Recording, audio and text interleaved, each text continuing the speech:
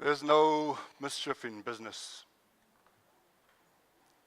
The cleanest environment you'd ever find in this country is the business sector. Government is corrupt. Any takers? Show of hands. Business is more corrupt than government. Show of hands. About 3 or 4. Okay, start again. Show of hands. Business is more corrupt than government. Show of hands. Government is more corrupt than business. Yeah, you're defending yourselves. That's the first. I was accused of speaking BS one day in front of an insurance audience, insurance industry audience, when I sort of hit to the closing of my discussion and all my submissions, and I said, I believe that business is more corrupt than government. And the argument was, just look at what's happening around us, look at the state capture probe, and my counter argument was, how does that happen? How does a state get captured? By the state within the state. Something is missing in the common sense of it.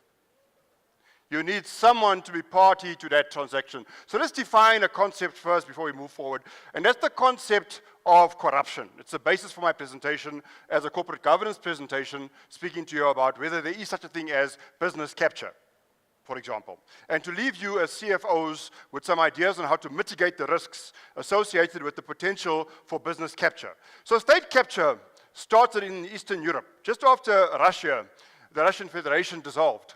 You found a whole lot of organs of state being usurped through parliamentary motions and being taken over by private people at a massive scale, and oligarchs suddenly emerged. Does it ring a bell?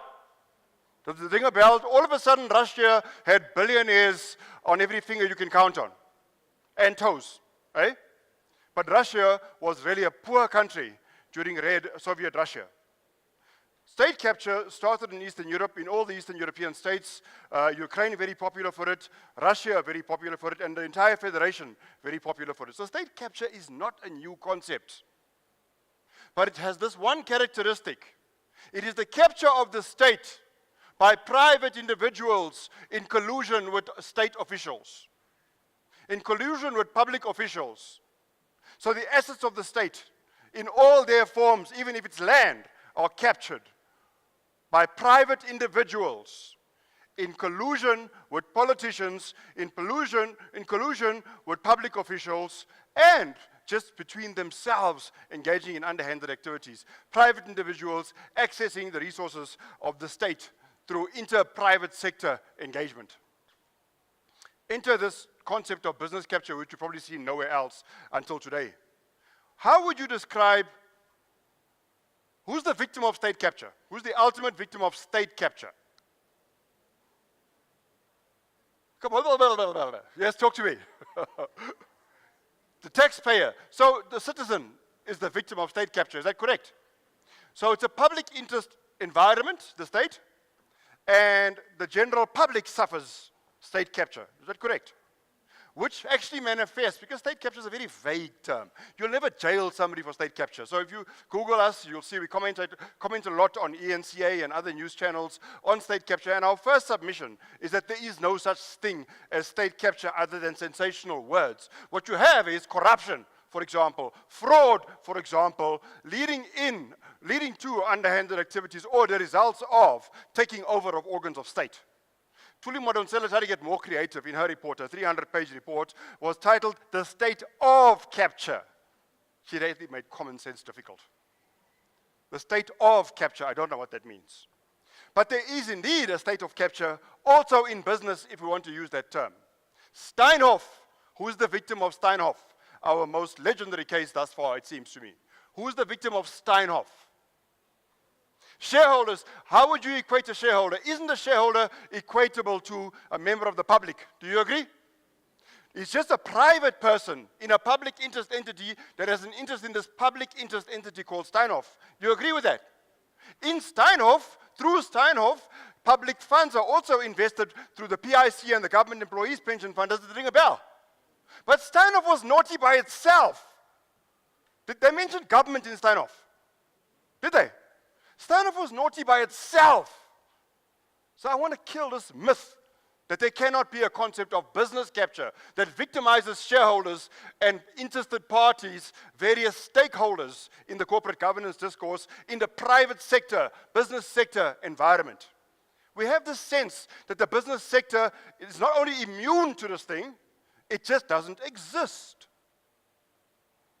That's the myth. The myth is that this problem doesn't exist in the business sector. So this guy gives evidence on the first day of the banks giving evidence on state capture. You can check my LinkedIn page, and I had a comment about it. I put it out for debate. I often put things out for debate on LinkedIn. And I put this out for debate. This guy was giving evidence on Monday. I won't mention his name. He was from a major bank, Big Four bank. And he was talking about his experience of getting to the ANC's offices to discuss the issue of these guys' bank account that was shut down. So the Gupta's bank account was shut down. You remember that? So this guy on Monday was giving evidence from a bank. And he says when he got to the ANC offices, the ANC colleagues asked him, Gwede Mantashe asked him, I am no politician. I'm a pre-academic. I'm a businessman who is also academic. I'm no politician, but I'll discuss them with you, and I'll discuss businessmen with you. So this businessman on that Monday says, 2 Mondays ago, he says, he was asked by Gwede Mantashe, why didn't you shut down the bank accounts of the construction companies when they formed collusive cartels and were fined 1.4 billion rands as a result of their collusive activity, which I call corruption, and I'll explain corruption to you in a moment. And he said to the hearing, he said to the state capture inquiry on that Monday, this businessman, a serious heavyweight representing a Big Four bank, he said the following, no, the construction cartels were just collusive conduct. They were not corruption. On public television, he said, this was not corruption. It was just collusive cartels. Let me tell you now, that was corruption supreme. They sat together 15 construction companies, and they discussed amongst each other how they would bid, what they would bid, when they would bid, and who would have a turn to win.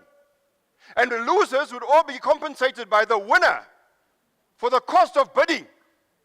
Do you know this? The winner would compensate the losers for the cost of bidding. And they said it was so that it could be more efficient because there was bureaucracy in the tendering process and the stadiums would never have been built. And that's how they justified the absence of business capture. Yes. Now, I don't know how many state government public sector capture matters have led to our state collapsing yet. Oh, yet is a big word. I don't believe our state will collapse. I don't think our country is going anywhere near collapse. The last 10 years and the tough experiences we've had are no reflection of our country as it will be and as it was post-94. There's no reflection of it. And I use post-94 quite strongly because I come from the pre-94 era and the difficult experiences of the pre-94 era. I come from the era of transformation. I'm a product of black economic empowerment. I'm an affirmative action product. I'm proud to say that. Yeah. I think we're ashamed to say, well, when I became a product of affirmative action, I had one subject short on my little national diploma. Because of the opportunities it provided, today I've been fortunate to grow to that level academically, and I had a national diploma, one subject short. So I had you know what you normally say? You normally would say like master's candidate. Now that could be the first year of your registration. You either are or you're not, okay? So I'm not a big one of the master's candidate or national diploma candidate, but I think I was a national diploma candidate in 1995. The point I'm making is about this concept of business capture and how business seems to stand back and have a number of excuses for the reasons for our failings at the current point in time. And one of my biggest problems is with a body called Business Leadership South Africa, for example, which is the top 40 businesses in South Africa. And that body drives this discourse that state capture is about a family and a couple of politicians. Guys, state capture, as we see it, as we have a hearing now, is yes, wrongly already, I see. This judge is driving with evidence as an inquisitorial judge. So he's an investigator. He's trying to be me, but he should be a judge. He's an investigator. He's an inquisitorial judge.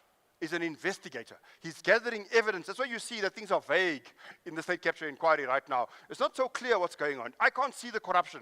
I can't see the fraud. What I just see is who formed relationships with who summoned who where, and what seems to have gone wrong. But I'm not seeing anything leading us towards the answer that John Smith was corrupt, Brian Dlamini was corrupt, and these are the charges I think they should face, and they should go to court. So many years ago, I had the opportunity to sit on a panel, an expert panel, that reviewed the case against Jackie Selebi. There were 4 of us.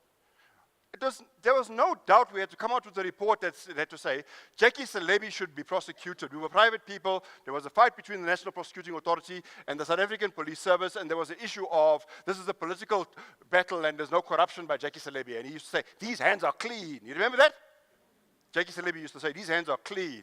Where he's lying now, I know his hands are not clean. Moving forward. Sorry. That was a tasteless joke, wasn't it? For those who don't know, the poor man is no longer around. So we came out with the report that said Jackie Selebi should be prosecuted. And he was prosecuted, and I'm praying that this judge is going to come out with a report like that. And I'm praying that this judge is going to say, because of X, Y, and Z, what we call corroborating evidence, I'm praying this judge is going to come out with that. But I see they have an Auditor General as a chief investigator. In other words, sitting in a place that I would sit normally on the Jackie Selebi inquiry or on the Heifer Commission that I was involved in when they looked at Bulelani Nguka being a spy. Remember when the Sheikh said Bulelani Nguka is a spy? We were involved in that matter, and my view on it is the manner of gathering evidence in this matter leaves a lot to be desired. Some people say it's a whitewash. I'm not a subscriber to conspiracy theories, but let's see.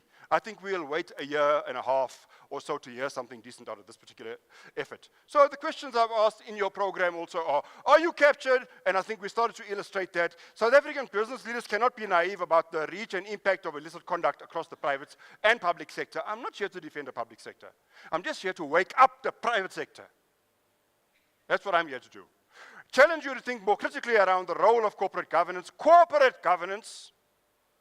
State governance on paper is brilliant. State governance in action is a disaster right now. We pray we're moving forward. Are we together? Do you agree or not? Yeah, hopefully.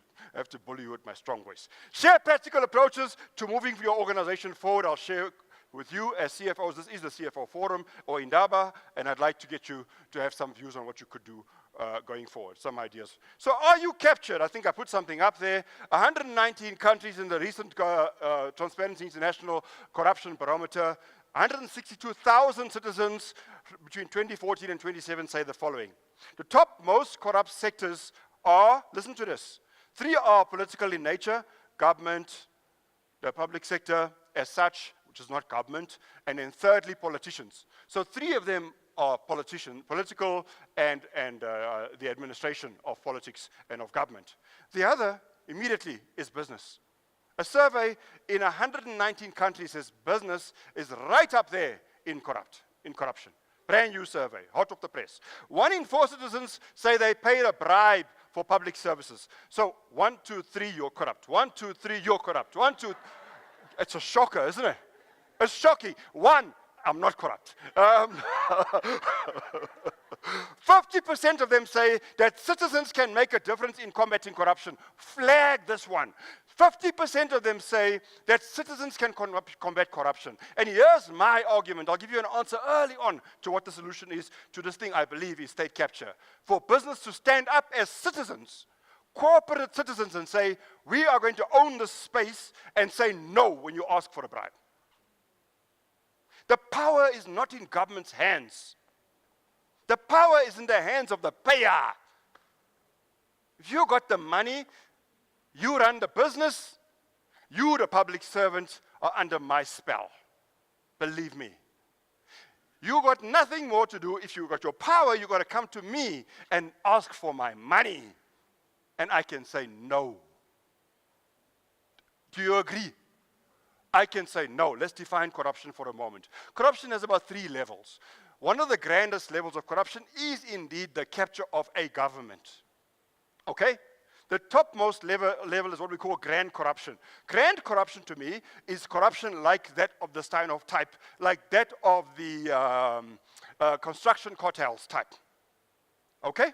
50 billion rand, 1.4 billion fine. 50 billion rand is a heck of a lot of money. Hey? That's grand corruption. Many grands, like lekker grands. Many grands, grand corruption. And then you get administrative corruption, which is officials that are naughty at any level. They can be at any level in seniority, that are naughty and trying to line their own pockets, forming their own companies, filtering tenders through their own companies. So yes, I concede that a person in the state can register a company and filter work to his own company. I concede that. But what is he when he's doing that? He becomes a businessman. The discourse that should govern him is a business discourse. Am I right? So systems governing business should mitigate that risk. Moving on, I wanted to share this with you. VW, do you know that VW was formed by Adolf Hitler's strategic thinking? Yes, and he got Ferdinand Porsche, he of the ugly frog car, to design the Beetle. He got Ferdinand Porsche to design the Beetle, and the Beetle flew to being historically, I think, throughout the modern era. The Beetle is the most successful vehicle ever. Okay? So it started to go downhill, VW. And Ferdinand Peach came in and took over at VW after a number of other leaders to lift VW up. Just after Ferdinand Peach's successes, we saw the emission scandal emerge. His successor was the one that had to deal with the emission scandal, the VW emission scandal. Now, VW hires 600,000 people around the world, 60,000 people in Wolfsburg in Germany. 60,000 people at the world's biggest vehicle manufacturing plant in Wolfsburg in Germany. They concealed their diesel emissions as follows. They had one reading in the laboratory when a vehicle was leaving or being tested. They had one vehicle with a fraudulently calibrated emissions testing equipment on diesel vehicles. They created the clean diesel, they allege. That clean diesel is 400% dirtier than they announced. 400% dirtier. There's the kicker also, for the record, not in these slides. Do you know that a private company did the very same survey on BMW and Mercedes and came out with exactly the same readings on those two cars? So emissions is a massive area of serious fraud. So how they caught these guys is a public interest entity, an NPO, started to test the vehicles on the road. So they would plug things into the exhaust and drive out for real, out the laboratory environment. And they came out with these readings that were 400% higher than VW had put on that lovely brochure we used to buy a VW. 400% higher. So they built in this device, it just simply switched off the diesel emissions during laboratory testing or lowered them during laboratory testing, but they were caught out in the States for going out, when it went out onto the road, you then saw the real emissions. These guys defended this for 4 years, 2014, 2015, 2016, 2017. In 2017 only did they stand up and say, oh, we're sorry. A group of technicians, engineers, who we haven't yet quite identified, decided to do this on their own. The company knows nothing about it. The company knows nothing about it. The day after the MD of the time announced as the CEO, they fired him the next day. They have yet to make a full admission, VW, to this. In April 2017, $2.8 billion US fine. Now that fine, I've seen it ranging across numbers from there to $14 billion US. So I don't know what the real number is, but this particular writer, Sharma, says in Huffington Post that the number was 2.8 billion US dollars as a criminal fine. But I think the indirect costs were 14 billion. Moving on in the South African context. So we cannot, as South African business leaders, be naive about the reach and impact of illicit conduct across the private sector, partnering with the public sector from time to time. The barometer, an African version of the barometer, says the following. 4 out of 5 South Africans believe that corruption is on the increase. 1, 2, 3, 4, 5. All of you believe our country is corruption's on the increase. He says you're talking nonsense.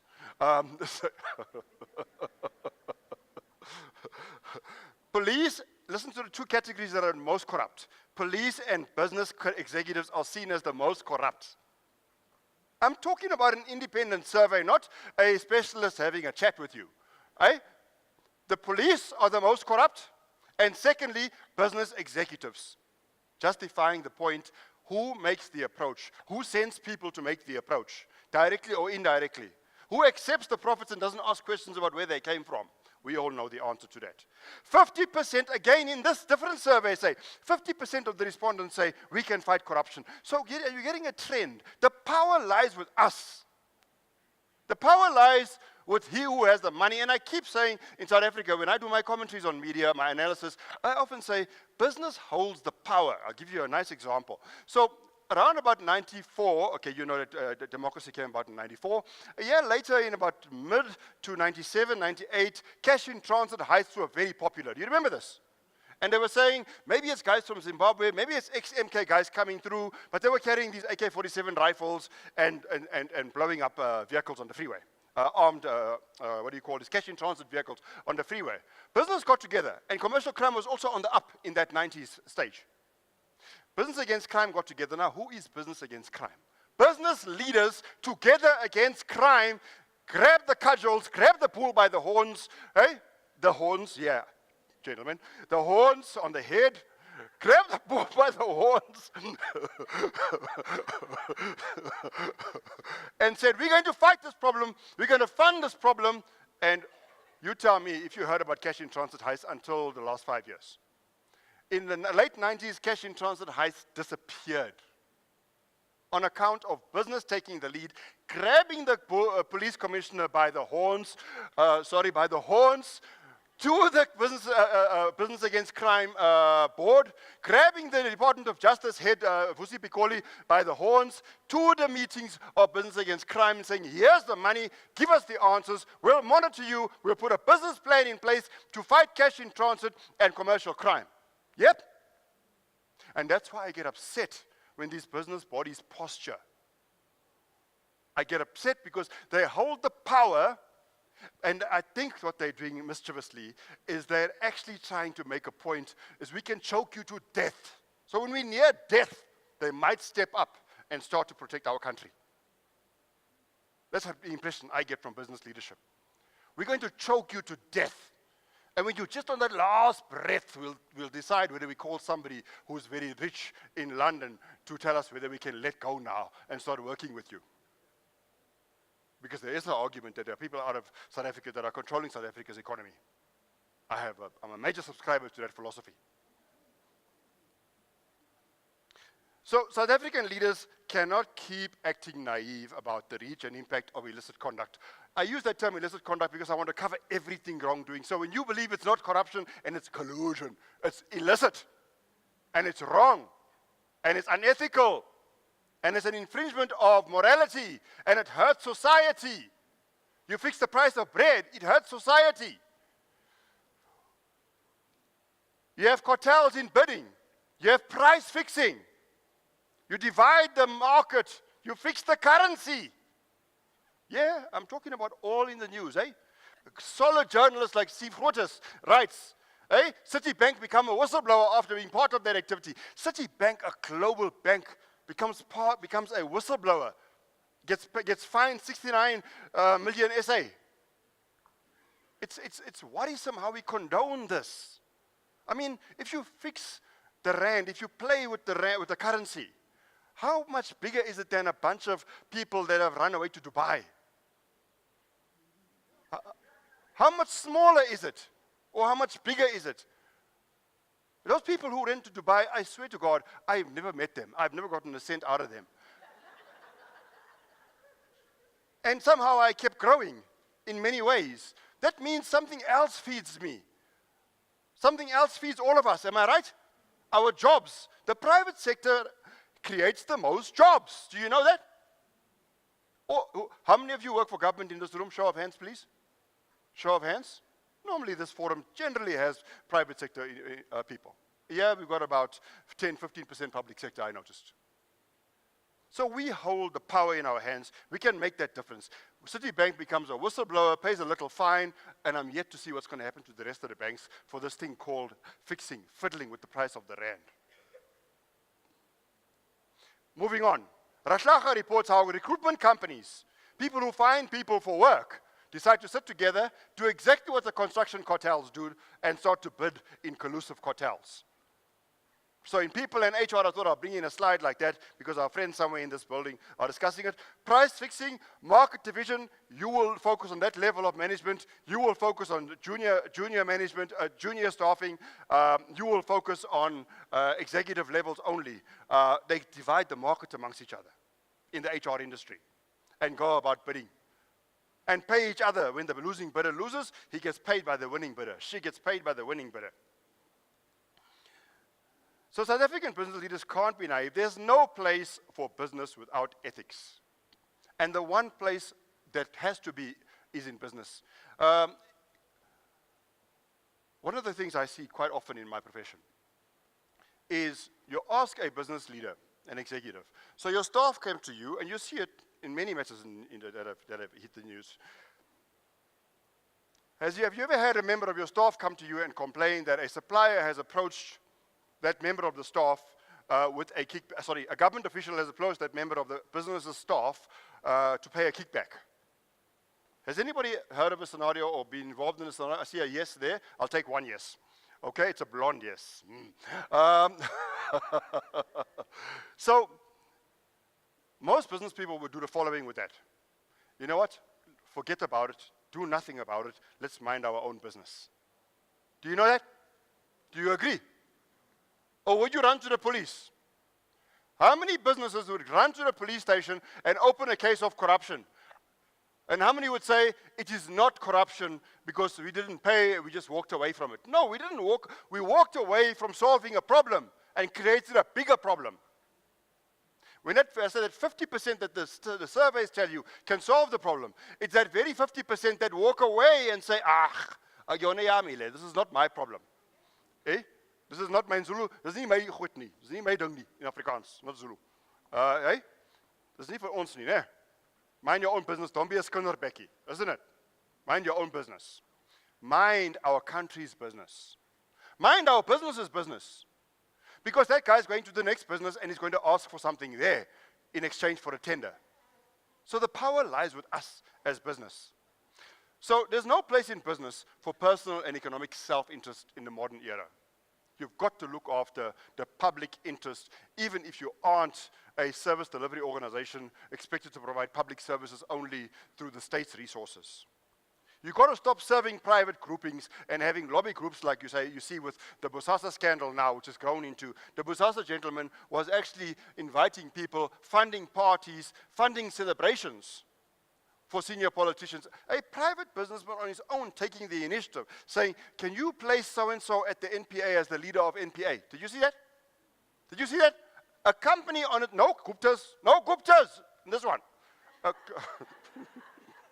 Because we seem to define this corruption and state capture as a Gupta thing or as a Zuma thing, for example. This is a business thing. It's a selection of public officials thing. Do you hear me? It is not a Gupta thing. And I hope this commission gets there, because when you go and read its terms of reference, read the Gazette.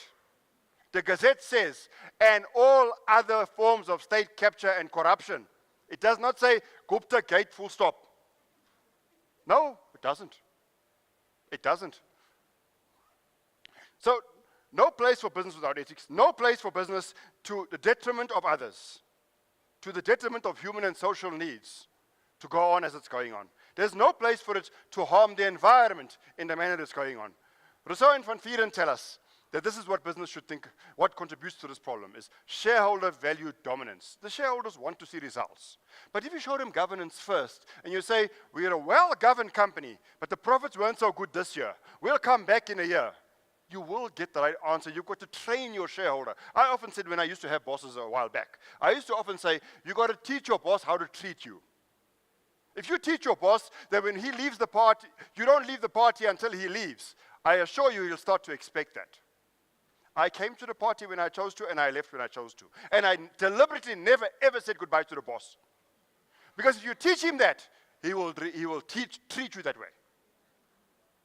This political turmoil we see, where in a certain era, the last president's era, it seemed, when he spoke, everyone jumped and said, how high? Because you treat your boss like a king. You teach your boss that you are his peer to the extent that you're a fellow employee. He's working there for the shareholders. You're working there for the shareholders. You don't teach him that, you're in trouble. So it's up to us.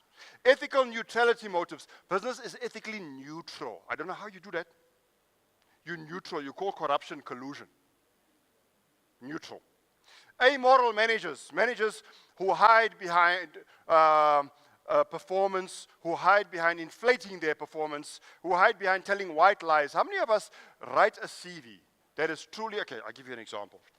So you'll find, if you're going to look at my website, you'll find there it says 28 years experience, blah, blah, blah, blah, blah. Most people would say 30 years experience. How long are you in your current job? 5 years. Okay, what year did you start? Say again? 2013, you're 5 years in your current job. What month in 2013 did you start? Sorry? September. Fine line, huh? He just made it. 14, 15, 16, 17, 18. He just made it. September. Most people will be 2 months shy and they'll say 5 years, and they're 4 years and 8 months. No? No?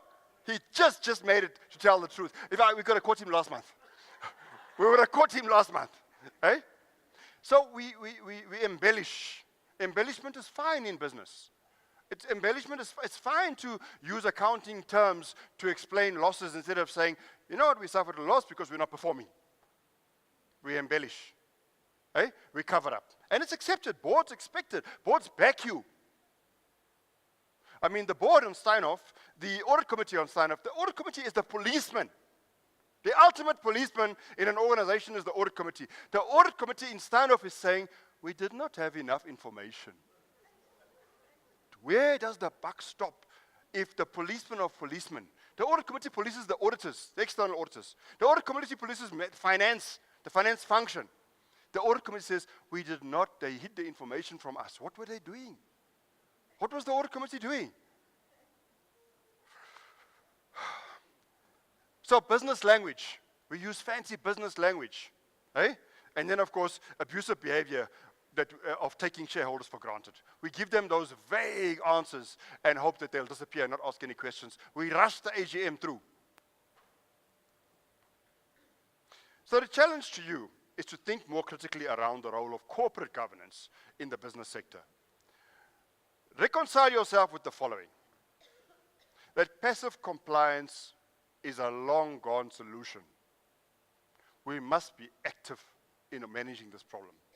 Obsession with internal control and its effectiveness is absolutely archaic. Internal controls, I think I saw a survey in the magazine, CFO magazine, 50% of irregularities happen because of poor internal controls.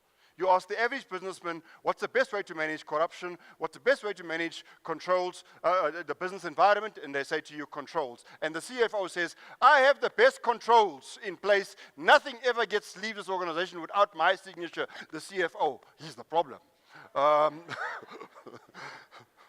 So this is not the point of business, of course. Passive compliance is not the point of business. Obsession with internal control is not the point of business. Regulation is not the point of business. So I'm not saying control over control. I'm a businessman first. I'm in business to make money. I did not start a business to simply have more internal controls. Let's clear the air. Business is in business to make money. So we must accept that principle and move from there into, and business shouldn't be ashamed of that fact, that you're in business to make money. You're in business to pay people bonuses. You're in business to build wealth. You're in business to build wealth. We shouldn't be ashamed of that. But then accept that that is the core purpose of business, is to entrepreneurially create this wealth, but for many of us, not for yourself, man. Not do you lose 3 billion, or is it 30 billion? I don't get that number. Sometimes it's 3 billion, sometimes it's 30 billion. SA. The guy who lost money in Steinhoff, the guy from Stellenbosch, what was his name? Thank you, you know all the names. Yep. Hey? The guy moved from being a billionaire, is it 50 billion? Down to 20 billion. He lost 30 billion in a couple of weeks. A couple of days, for that matter, when the share price went down. The number I've seen in the papers, sometimes 5 down to 2, sometimes 50 down to 20. I get confused. The core business of business, the point of the matter is he lost a crap load of money. If he claims to have lost so much of money, what did the other shareholders lose? He's the all-important person. What did the other shareholders lose? Right? The core purpose of business is entrepreneurship. Business is about grabbing opportunities. It's about taking risks. Yes, in a mature way. Leveraging that opportunity, even from threats, leveraging it. I concede, I agree. But that needs to be consistent with good governance principles. It must be with the eye on long-term sustainable value creation for all stakeholders, not just the shareholders. Because even the shareholders are paid by the public, the customer, ultimately. Do you agree? Ultimately, even the shareholder gets his money from the customer, the man in the street. Yeah, ultimately. So you've got to think, and this stakeholder inclusivity is a contentious issue.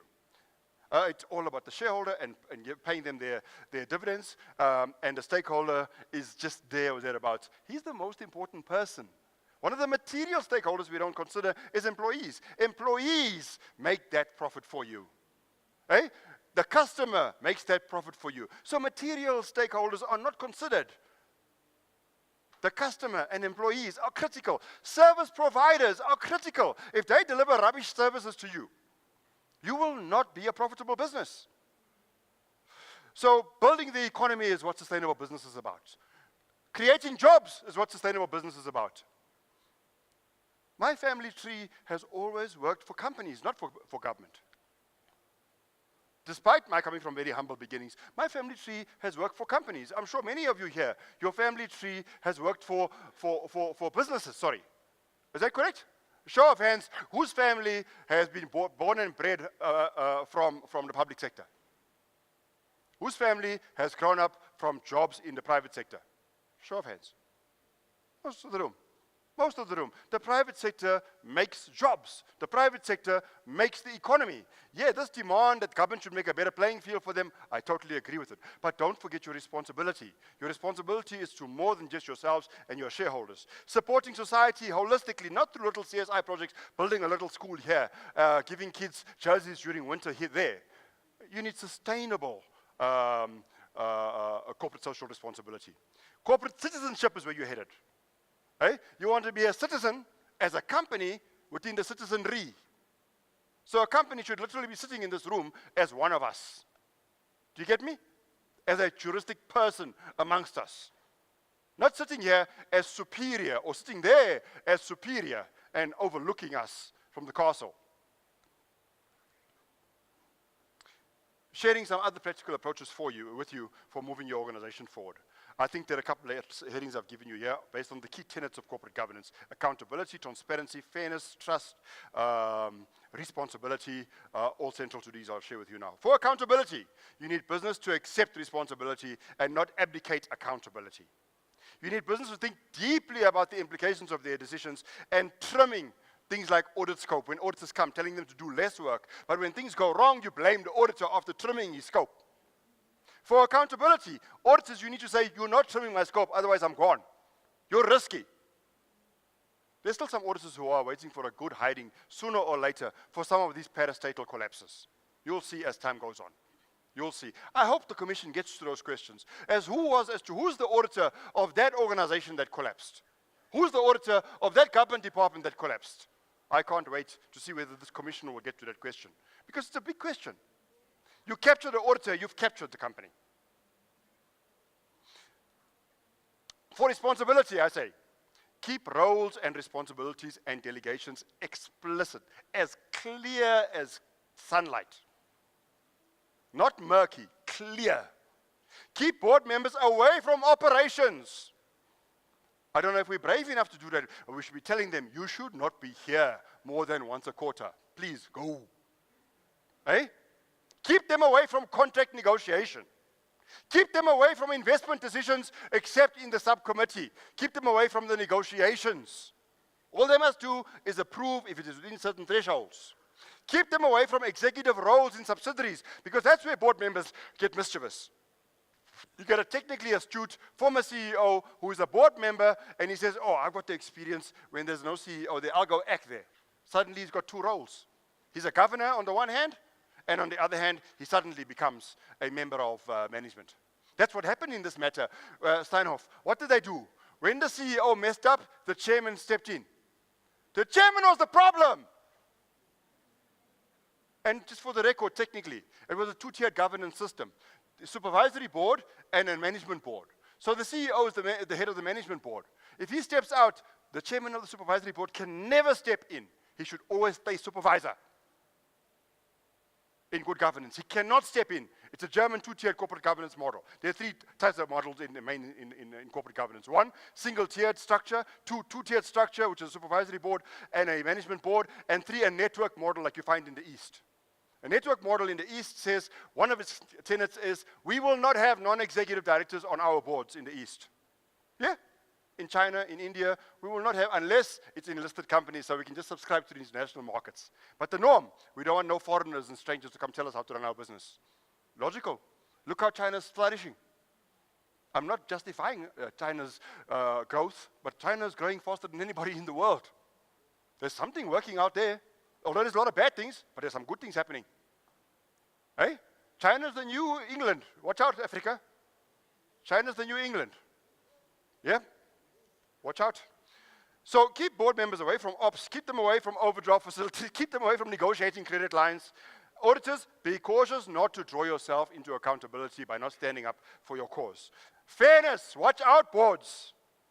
Watch out for board members who have self-interest and self-reward as the main basis for their existence on the board.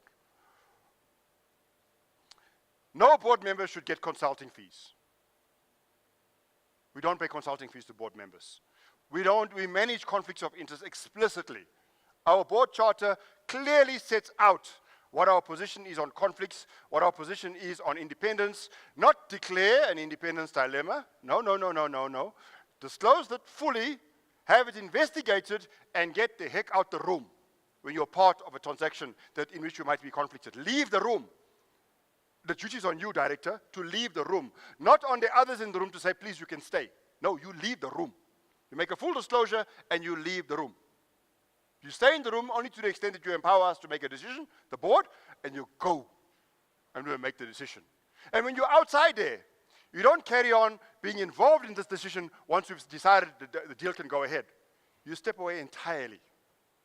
We need to be more comprehensive in our management of conflict of interest. Ensure meaningful disclosure, probing due diligence, and accounting officers are to stay away from politics. DGs, Directors General in government, stay away from politics. If you're a political appointee, resign now. Stay away from politics. The successful DGs have not been politicians. The politicians have all fallen flat on their faces, even the great ones like Vusi Pikoli. Hey, the poor guy is a personal friend. He fell flat on his face because you're trying to navigate politics and business. You cannot be a DG and a politician. Do you understand? It's either you're a businessman or you're a politician. You cannot be both. They don't mix. Oil and water.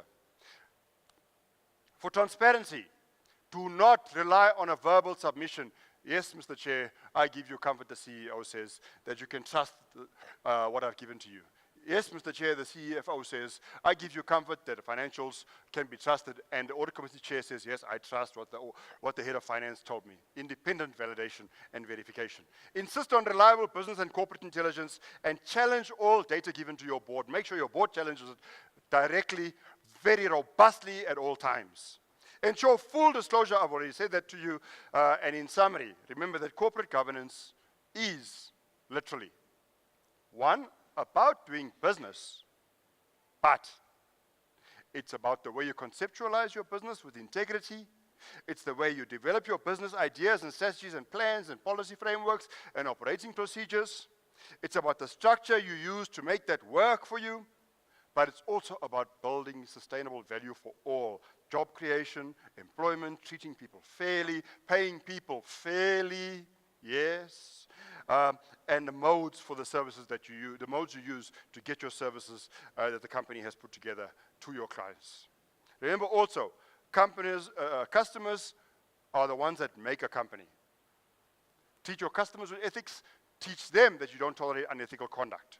Shareholders should also understand this. Remuneration of executives should keep being a subject on the agenda of us that oversee them and of boards that oversee management. And keeping books of account within the requisite confines of company laws and other regulations. Remember also that their systems should be in place. Remember also sustainable value is what the future must be about via ethical and effective leadership throughout the organization. Ladies and gentlemen, that's my story.